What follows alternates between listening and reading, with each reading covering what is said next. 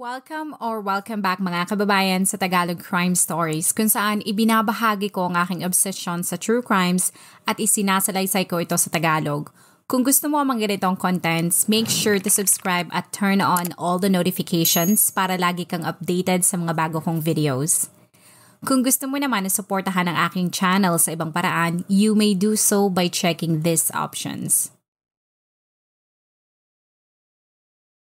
Para sa mga Filipino na lumipat sa US, ang state ng California ang pinaka-ideal na lugar na gusto nilang tirhan dahil sa kombinasyon ng magandang klima, malaking Filipino community at dahil na rin sa maraming oportunidad, lalo na sa tech at hospitality sector. Ngunit hindi lahat ng mga Filipino na pumupunta sa US ay nakukuha ang kanilang gusto. May iba tulad ni Esther na walang choice kundi ang manirahan sa ibang state tulad ng Pennsylvania. Sapagkat kung ikaw ay nasa ibang bansa na, you are on your own. Ibig sabihin, kahit mahirap na malayo sa iyong pamilya at mga kamag-anak, ay kailangan mong tatagan ang iyong loob lalo na kung gusto mong makamit ang iyong mga pangarap. Nang ito ay makarating sa state ng Pennsylvania, si Esther ay panandali ang nahirapan sapagkat ibang-iba ang kultura doon. Bagamat matatawag na diverse o marimarmi din ang ibang lahi na naninirahan doon at kokonti lamang ang mga Filipino, ang pagkakaroon ng kaibigan mga Pinoy ang nakatulong sa kanya para maka-adjust. Kalaunan, ito ay nagkaroon ng sarili niyang pamilya. Kasama ang asawa nito, sina Esther ay magkasamang binuo ang buhay na kanilang pinapangarap.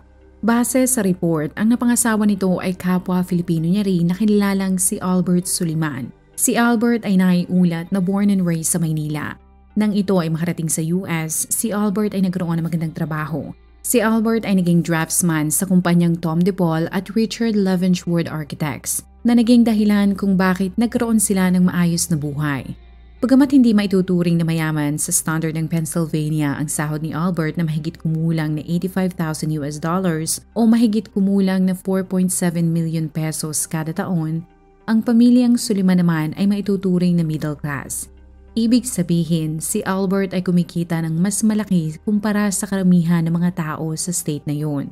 Salamat sa kanyang pagtsatsaga bagamat 3 ang kanilang mga anak at kadalasan ay napapalaki ang gastos, sila ni Esther ay naging masaya at kontento sa kanilang buhay. Ang kanilang 3 anak ay kinilalang sina Sanji at Sandra na 2 babae at ang nag-iisang anak na lalaki ay pinangalanan nilang Samuel. Ang mga ito ay lumaking maayos at nakapag-aral sa maayos na paaralan. Ang kanilang pamilya ay deboto din sa kanilang simbahan. Karaniwan sa mga tao na nakakita ng kanilang litrato sa social media ay sinasabi na bagamat maayos at nakakaangat na sa buhay ang pamilyang Suliman, si Esther ay nanatiling simple at palakaibigan. Kaya naman ay hindi nila mapigilan na magsabi na maaaring ang pagiging humble nito ang rason kung bakit patuloy itong pinagpapala. Ang iba ay hindi rin mapigilan na sabihin na nakamit na ng mga ito ang kanilang version ng American Dream. Ngunit ang kapayapaan sa loob ng tahanan ng pamilyang Suliman ay magtatapos. Base sa ulat noong September 5, 2015, si Albert ay pumanaw sa edad na 54. Bagamat ang misis nito ng 22 taon na si Esther ay nalungkot sa biglaan nitong pagkamatay, ay nilakasan niya ang kanyang loob para suungin ang buhay ng mag-isa. Dahil meron pa siyang 3 mga anak na kailangan ang katatagan at suporta niya. Sa obituary ni Albert na inilabas ng Charles Neidl Funeral Homes and Crematory, bukod sa kanyang pamilya ay naiwan din ito ang 2 niyang babaeng mga kapatid. Ang isa ay nasa US din sa state ng Washington, habang ang isa naman ay nasa Pilipinas.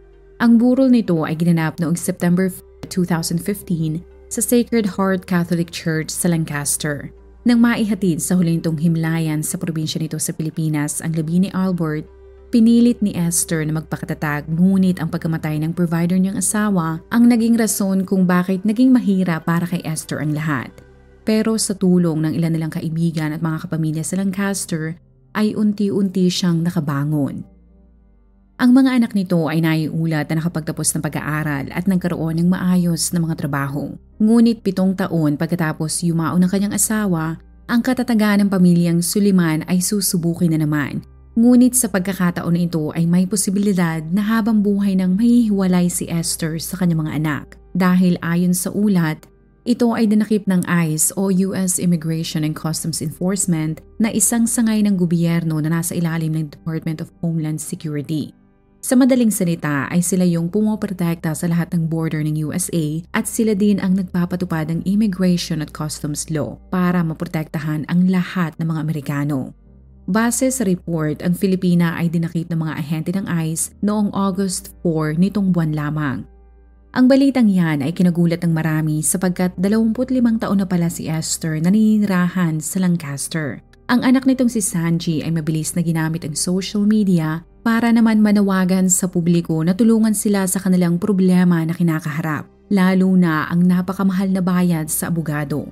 Sa dami ng mga taong nakakakilala sa pamilyang Suliman, ang kaibigan kahit mga katrabaho ng mga anak ni Esther ay nanawagan din sa social media para humingi ng tulong. Sapagkat sa ulat ay nakalagay na ito ay dinala sa detention center ng ICE.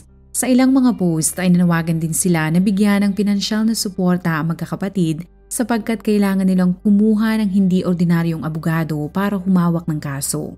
Ang sinapit ni Esther ay binilita din sa iba't ibang news outlets sa Pennsylvania at ang ilang dayuhan na piniling manirahan sa US ay dismayado sa nangyari. That situation in particular, I think, is a terrible thing because how could you be an illegal citizen when you're already going through the process of gaining your legality? I don't think that's right at all.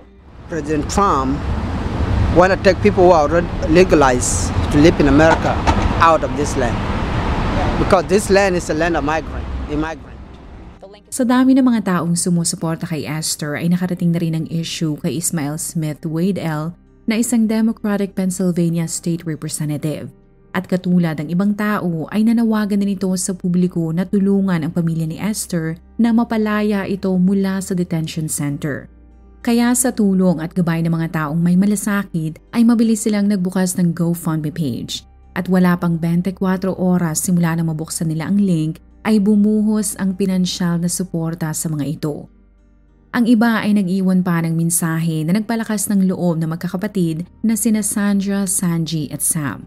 Habang padami ng padami ang tumutulong sa kanila, ang ilan naman ay hindi maiwasan na batikusin ang plataporma ng presidenteng si Trump sapagkat ayon sa pahayag nito dati, bagamat maghihigpit siya sa mga patakaran hinggil sa immigration, nang mangyari ang 2024 campaign nito, ay sinabi ni Trump na uunahin nilang patalsikin sa kanilang bansa ay yung mga tinatawag na worst of the worst immigrants, tulad ng walang awa at hayok ng mga kaluluwang mga iligal na kriminal na naghahasik ng lagim sa United States.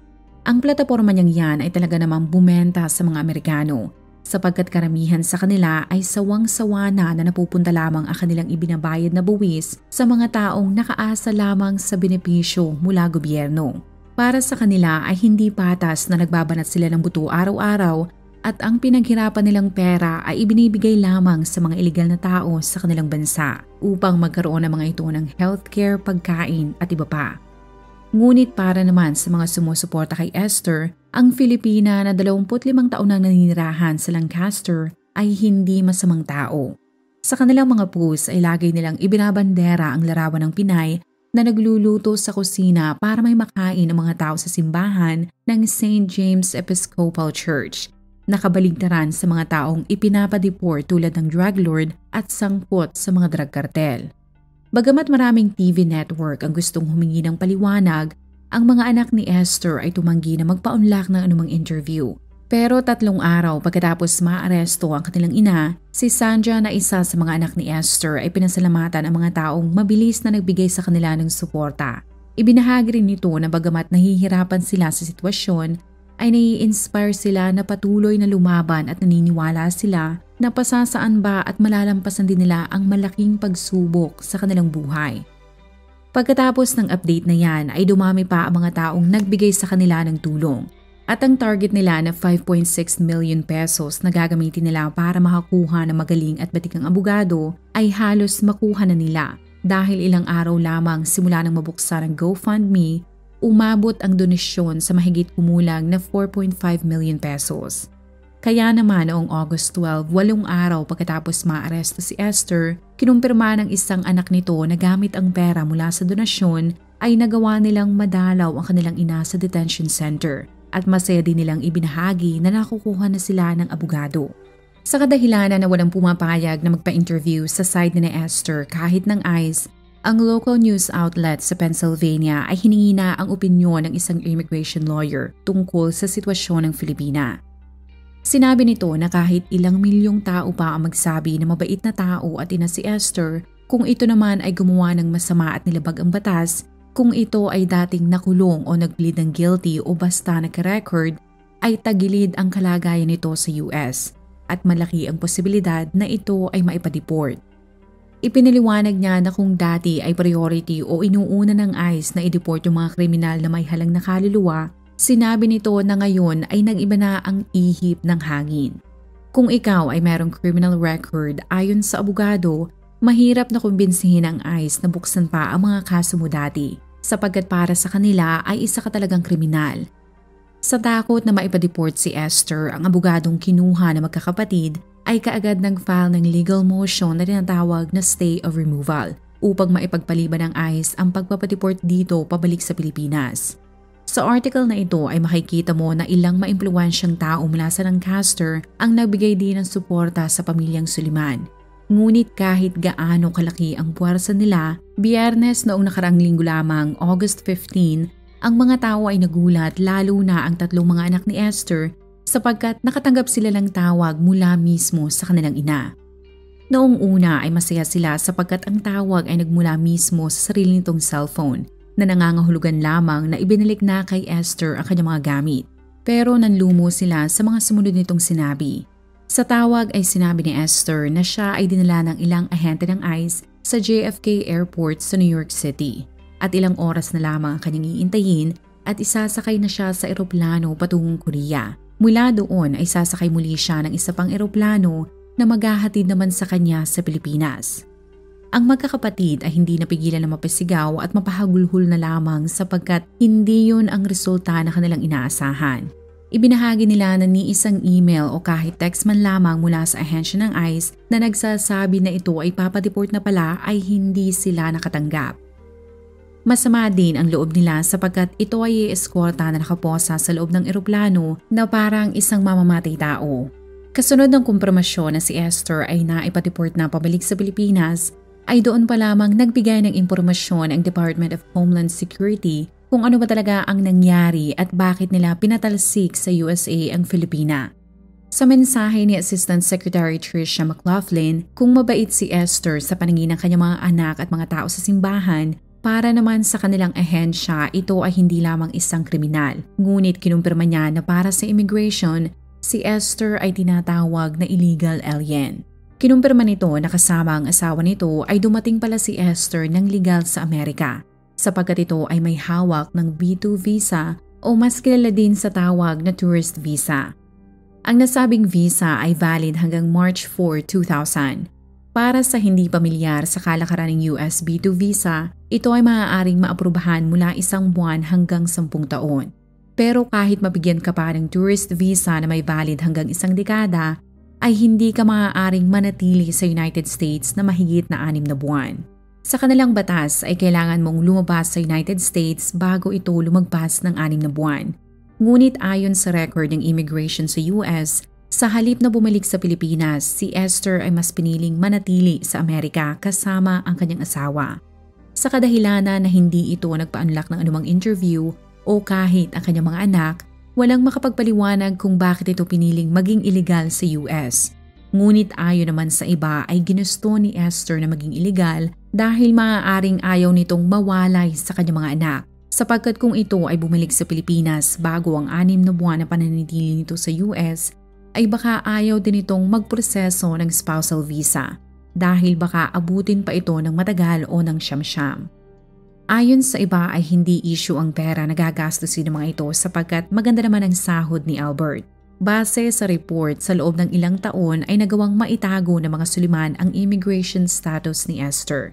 Pero na-expose ang pagiging illegal alien nito nang ayon sa Homeland Security ay naaresto si Esther at sinampahan ng kasong theft. Sa madaling salita, ito ay nahuling nagnakaw. Nang mangyari ang trial, ang immigration status nito ay na-expose, kaya ang judge ay nag-issue ng final removal noong taong 2011. kung saan iniutos nito na i-deport si Esther pabalik ng Pilipinas. Sa bigat ng kinakaharap nila ay kumontak sila ng abogado na nag-appeal, ngunit ang judge ay dininay ang appeal. Pero sa kadahilanan na iba ang pamamalakad ng dating presidente ni sa Obama kumpara kay Trump ay hindi rin na-deport si Esther. Sa loob na mahigit isang dekada ay nanatili pa rin si Esther sa US at nasaksihan nito ang paglaki ng kanyang mga anak, pati ang graduation ng mga ito, pero naging mainit na naman ang mata sa kanya ng mga nagpapatupad ng batas noong nakaraang buwan lamang. Base sa report noong July 28, 2025, si Esther kasama ang isang bata ay sakay ng sasakyan ay pinatigil siya ng isang police officer. Doon ay nakatanggap siya ng citation sapagkat wala siyang maibigay na driver's license dahil si Esther ay walang lisensya. Kung ang ibang states sa US ay nag-i-issue ng driver's license sa mga illegal immigrants, ay iba naman ang pamamalakad sa Pennsylvania. Pero kahit wala siyang lisensya ay lakas loob pa rin na nagmamaneho si Esther. Ang pangalawa niyang nilabag ay binabiyahe niya ang bata na hindi nakalagay sa car seat. Sa report ay naiulat na pinayagan nitong makaalis mula sa custody ng mga otoridad pagkatapos nitong masundo ng isa niyang kapamilya. Napatunayan din na lahat ng citation fees ay binayaran ni Esther, ngunit ang hindi niya alam ay hindi doon natatapos ang lahat. Lingid sa kanyang kaalaman, ang pakikipag-usap niya sa police officer ay magiging mitya kung bakit siya madedeport. Dahil kahit wala siyang ibinigay na driver's license, gamit ang kanyang buong pangalan ay nagawa pa ring makita ng officer ang kanyang immigration status at ang outstanding removal order noong 2011 pa, sapagkat may access ang mga ito sa iba't ibang database na naglalaman ng immigration-related information. Ang lahat ng immigration lawyers ay nagkasundo na mabigat man o hindi ang kaso laban sa iyo, ang administrasyon ni Trump ay wala nang pinipili at priority. Basta nilabag mo ang batas at illegal alien ka pa, para sa kanila ay wala kang kalalagyan sa Amerika.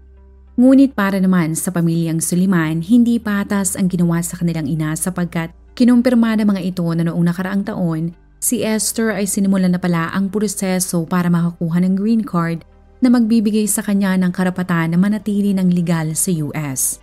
Ipinaliwanag din nila na natagalan bago ito makapag-apply ng green card sa kadahilanan na hindi nito naging priority ang pag-apply dahil mas inuna nito ang gastusin ng tatlo niyang mga anak. Pero ang pagtatangka nilang maging legal ang status nito sa US ay hindi nagtagumpay sapagkat nahuli nga si Esther ng police officer noong July 28. Ayon sa ulat, panigurado na ang officer na yon ang nagbigay sa mga kinauukulan ng tip na dapat ay 2011 pa ito pinatalsik sa US. Ang magkakapatid ay tinawag din na sinungaling ang Department of Homeland Security sapagkat di umunoy hindi naman naaresto si Esther sa kasong pagnanakaw. Ilang araw pagkatapos niyang mabigyan ng citations dahil sa paglabag niya sa batas trapiko, si Esther ay nakatanggap ng imbitasyon mula ICE. Nakalagay doon na dapat niyang daluhan ang programa ng ahensya na tinatawag na Alternatives to Detention.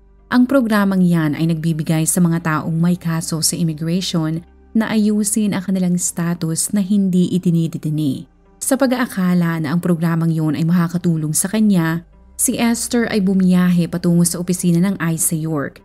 Pero sa halip na meeting, ito ay pinusasan at ibiniyahe sa detention facility ng ICE. 2 oras ang layo mula sa orihinal na lugar niyang pinuntahan. At kahit anong pigil na magkakapatid na hindi ma-deport ang kanilang ina, ay wala silang laban sa lakas at puwersa ng pinagsamang ICE at Department of Homeland Security.